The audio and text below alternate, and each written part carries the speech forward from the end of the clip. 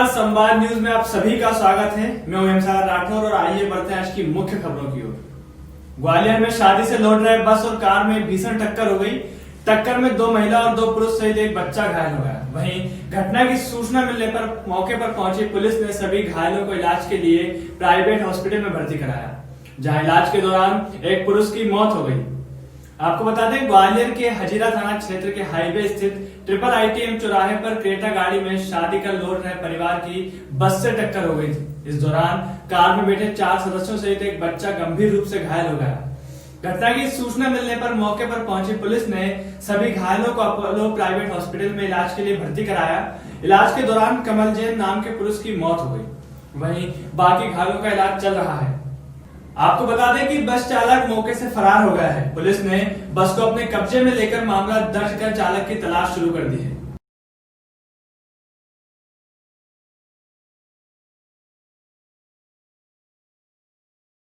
ये Morena road CNG petrol pump पे है, हजीरा थाना क्षेत्र में क्रेटा और बस से एक्सीडेंट हुआ है, जिसमें 3-4 लोग गंभीर रूप से घायल हैं, जिनके इलाज के लिए इनको अस्पताल भेज दिया गया है और उनकी व्यवस्था कर रहे हैं इलाज की। वाहन को पकड़ लिया गया था? वाहन दोनों क्षतिग्रस्त हैं और रोड पे ही हैं। उसको तो बस चालक पकड़ा है, बस चालक भी घायल है? बस चालक अभी मिला नहीं है, उसको पता लगा रहे हैं घायल है कि नहीं। जनता द्वारा कई लोगों को, सवारियों को भी अस्पताल पहुँचाया है, जिनके बारे में जानकारी ले रहे हैं। ग्वालियर में दिन दहाड़े 2 युवकों पर धारदार हथियारों से हमला हो गया। इस हमले में एक युवक की मौत हो गई तो दूसरा गंभीर रूप से घायल है, जिसे इलाज के लिए भर्ती कराया गया है। सरकारी जमीन को लेकर विवाद चल रहा था।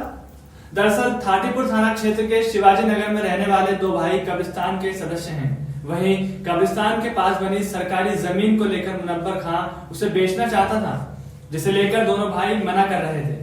लेकिन आरोपी मुनव्वर ने उनके घर कुछ पैसे भिजवा दिए, जिसे वापस करने दोनों भाई आरोपी के घर पहुंच गए थे, जहां दोनों भाइयों का विवाद मुनव्वर और उसके बेटे से हो गया। तभी मुनव्वर ने घर के अंदर जाकर धारदार हथियार ले आया और उन दोनों पर हमला कर दिया। हमले में घटनास्थल पर ही इरशाद की मौत हो गई और मकसूद गंभीर रूप से घायल है। वहीं हत्या कर पिता और पुत्र मौके से फरार हो गए हैं। आपको बता दें कि घटना की सूचना मिलते ही पुलिस मौके पर जा पहुंची और घायल को इलाज के लिए जिला अस्पताल मुराद भेज दिया है, जहां उसका इलाज जारी है। फिलहाल पुलिस ने मामला दर्ज कर आरोपी की तलाश शुरू कर दी है। कुछ नहीं, आज उससे बात करने गए थे तो उसने पता नहीं कहाँ से अंदर से एकदम से कैसे लेकर आया और उसने गुप्ती मार दी। उसको मार दी तो उससे मना कर रहा, दूर हो जा, बीच बचाओ में मेरे लग गई। कौन क्या नाम है, किसने मारा? मुनव्वर ने। कौन है ये, क्या करता है? मुनव्वर है, ऐसे ही दारू वगैरह पीता है और शायद पुलिस से रिटायर हुआ है पहले। मकसूद ने और ये मृतक है अपना इरशाद, उसी की कुछ थी। वैसे तो आपस में ज़्यादा उनकी ऐसे रंजिश नहीं थी, परंतु तो आज कह रहे हैं कि जो 5,000 रुपये वापस करने जा रहे थे तो उसने पीछे से गुप्ती मार दी। तो इसमें इरशाद की मौत हो गई है और मकसूद घायल हुआ है। तो आरोपी को पकड़ने के लिए भेजा है। अब तो विवेचना से मालूम पड़ेगा ना। अभी तो इनका कहना यह है कि वो खरीदना चाहते थे, अब विवेचना मालूम पड़ेगा क्या है, सही तथ्य क्या है। ग्वालियर में हाईवे पर डंडा दिखाकर बाहर से आने वाले ट्रक और बड़े वाहनों से अवैध वसूली कर रहे लोगों की सूचना मिलने पर कांग्रेस विधायक हाईवे पर जा पहुंचे। आपको बता दें, वसूली कर रहे लोग विधायक को देखकर भाग खड़े हुए। एक ट्रक चालक ने उन्हें बताया कि उसे 60 रुपए की नगर निगम की रसीद देकर 200 रुपए वसूल किए जा रहे हैं। कांग्रेस विधायक ने तत्काल मामले की शिकायत SP ग्वालियर को दी है। साथ ही नगर निगम आयुक्त को भी इस संबंध में कदम उठाने के लिए कहा है। दरअसल शहर के झांसी रोड हाईवे पर ललियापुरा रेत मंडी के पास शुक्रवार शनिवार की दरमियानी रात 2 बजे गुंडों द्वारा अवैध वसूली की सूचना ग्वालियर पूर्व विधानसभा से कांग्रेस विधायक सतीश सिंह सिकरवार को मिली थी। इसके बाद विधायक को एक ट्रक चालक ने पूरी घटना बताई। वहीं यहाँ लोग सड़क पर डंडे लेकर खड़े होकर नगर निगम की रसीद के नाम पर उगाई कर रहे थे। ये रसीद पर शुल्क 60 रुपए लिखा था, पर उसे काट कर पेन से 200 रुपए लिख दिया गया था।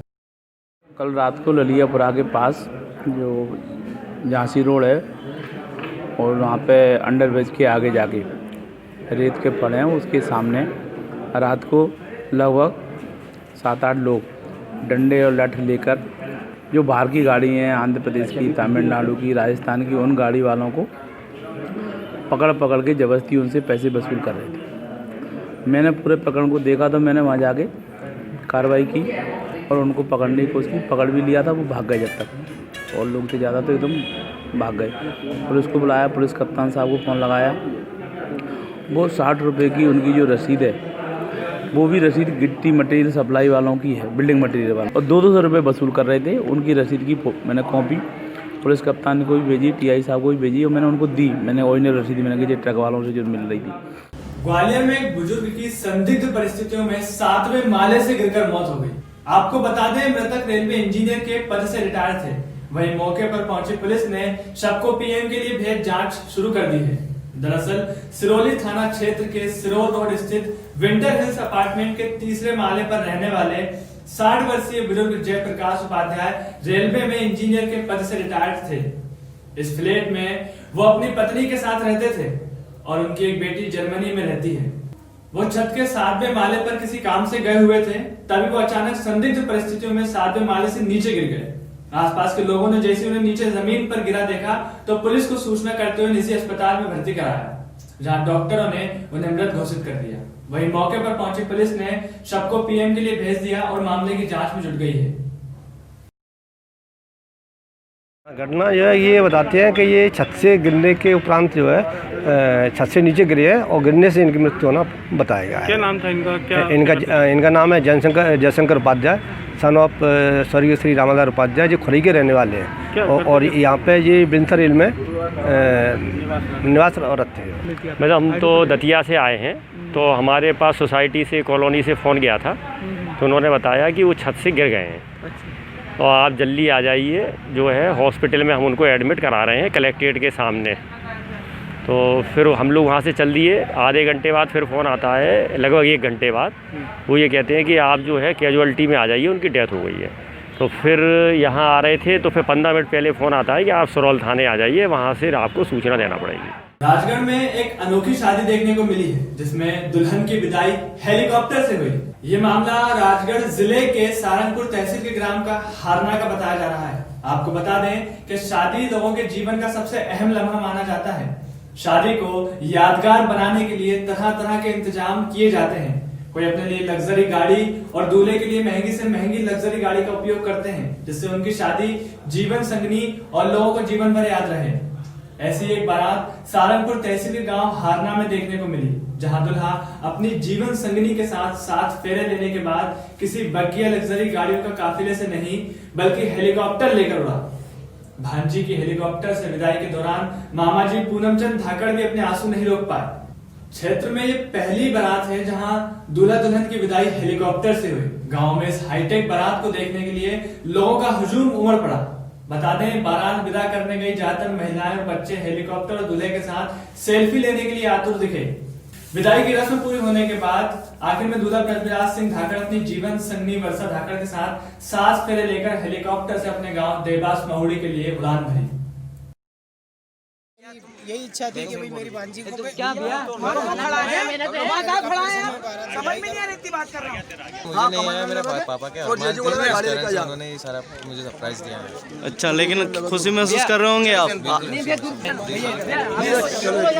पहली बार हेलीकॉप्टर से बारात आई हराना। जी जी, पापा के अरमान। ग्वालियर में एक सनसनीखेज मामला सामने आया है। यहाँ के मुराद नोकिया इलाके में आधी रात को 2 अज्ञात बाइक सवारों ने फायरिंग कर दहशत फैला दी। बाइक से आए 2 बदमाशों ने ट्रांसपोर्ट के घर को निशाना बनाया। गोली खिड़की के कांच में जा लगी। सीसीटीवी कैमरों में बाइक सवार युवक दिखे। वहीं पुलिस ने मामले की जांच शुरू कर दी है। आपको बता दें कि मामला मुरार थाना क्षेत्र के मुरार तिकोनिया निवासी विष्णु राजपूत ट्रांसपोर्टर का है। शुक्रवार शनिवार दरमियानी रात करीब 1 बजे वो ट्रक को रवाना करवाने गए हुए थे। घर पर पत्नी मंजू और उनकी मां अकेली थी। तभी रात को एक के बाद एक 2 गोलियां चलने की आवाज सुनाई दी। मंजू बाहर निकली तो कोई नहीं था। गोली उनके खिड़की के कांच में लगी थी। खिड़की के पास उनकी सास सो रही थी। किस्मत से जान बच गई। जहां आसपास लगे सीसीटीवी में देखा कि बाइक सवार 2 लोग आए। उनका मकसद भी दहशत फैलाना लग रहा था। फिलहाल पुलिस ने अज्ञात बाइक सवार बदमाशों के खिलाफ मामला दर्ज कर उनकी तलाश शुरू कर दी है। जगह थाना मरार के अंदर तिकोनिया है, वहाँ पर विष्णु राजपूती ट्रांसपोर्ट वाले रहते हैं। तो रात में कोई कल आके उन्होंने बताया कि रात में किसी ने हवाई फायर किया है। उस पर फुटेज वगैरह देखिए तो स्पष्ट आ रहा है। तो अपने धारा 336 का प्रकरण काम कर लिया है और फुटेज के आधार पर तथा आसपास से पूछताछ करके पता लगा रहे हैं, जल्दी पता लग जाएगा।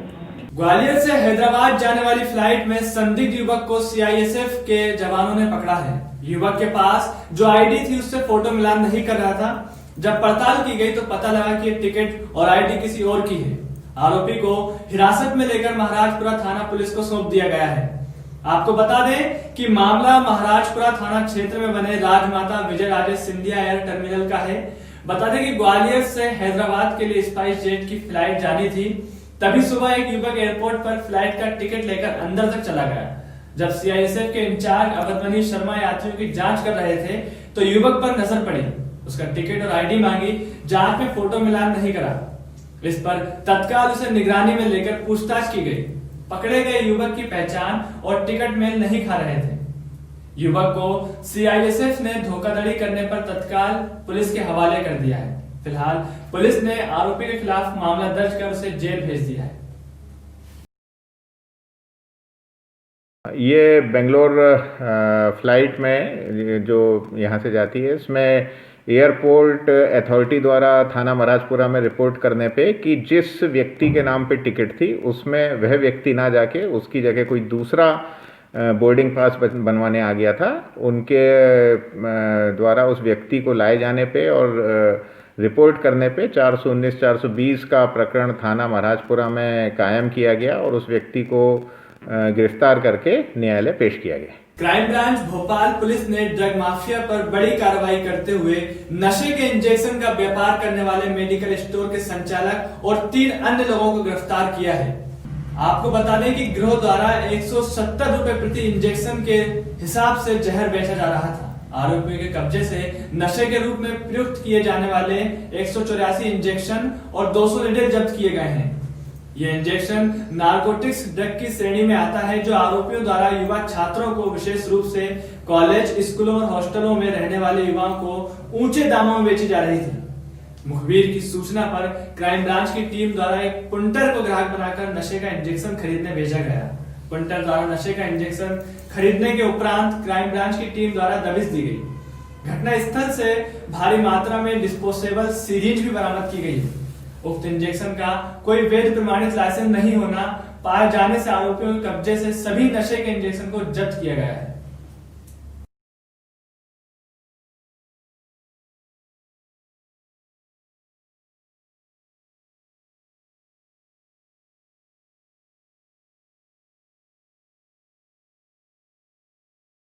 भोपाल क्राइम ब्रांच की मिलावटखोरों पर लगातार कार्रवाई जारी है।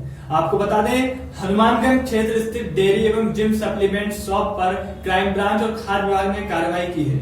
यहां से खाद्य विभाग के अधिकारियों द्वारा 3 सैंपल लिए गए। आपको बता दें, हनुमानगंज क्षेत्र कबाड़खाना रोड पर स्थित डेयरी पर दूध, दही, पनीर, मक्खन आदि पदार्थों में मिलावट अमानक पदार्थ विक्रय किया जा रहा है। उक्त सूचना को खाद्य विभाग को अवगत कराया गया। वही सूचना पर खाद्य विभाग एवं क्राइम ब्रांच की संयुक्त टीम ने मिलकर थाना हनुमानगंज क्षेत्र के कबाड़खाना रोड स्थित अनमोल डेयरी शॉप पर विक्रय किए जाने वाले दूध से बने प्रोडक्ट के सैंपल लिए हैं।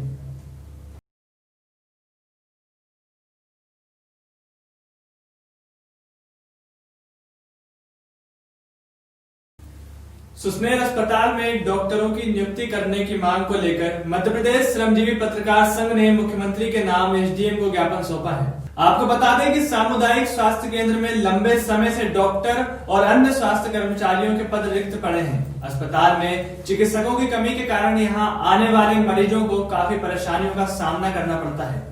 इसी मांग को लेकर बीते वर्षों में मध्य प्रदेश श्रमजीवी पत्रकार संघ धरना, प्रदर्शन, हड़ताल और आंदोलन करने के साथ ही ज्ञापन भी दे चुके हैं। उसके बाद अस्पताल में डॉक्टर की नियुक्ति भी की गई, किंतु अब फिर से व्यवस्था पुराने ढर्रे पर आ गई है। बता दें कि सुसनेर सामुदायिक स्वास्थ्य केंद्र में डॉक्टर और स्वास्थ्य कर्मियों की नियुक्ति करने की मांग को लेकर शनिवार को तहसील रोड पर पुराने तहसील कार्यालय में मध्य प्रदेश श्रमजीवी पत्रकार संघ के बैनर तले नगर के पत्रकारों ने मुख्यमंत्री शिवराज सिंह चौहान के नाम एक ज्ञापन सौंपा है।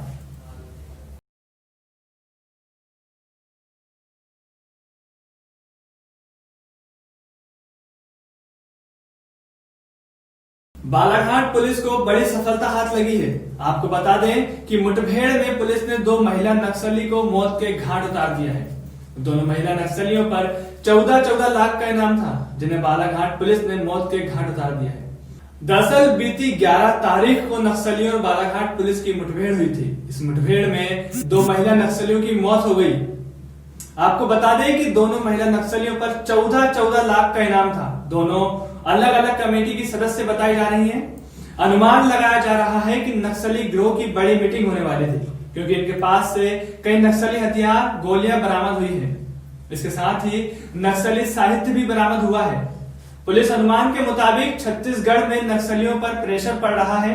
नक्सली मध्य प्रदेश में विस्तार कर रहे हैं, इसलिए मध्य प्रदेश ने भी अपनी तैयारी शुरू कर दी है। बता दें कि मध्य प्रदेश को केंद्र से नक्सलियों को लेकर सीआरपीएफ की एक बटालियन मिलेगी। जनवरी तक मध्य प्रदेश के नक्सली इलाकों में ये सीआरपीएफ की बटालियन डिप्लॉय होगी।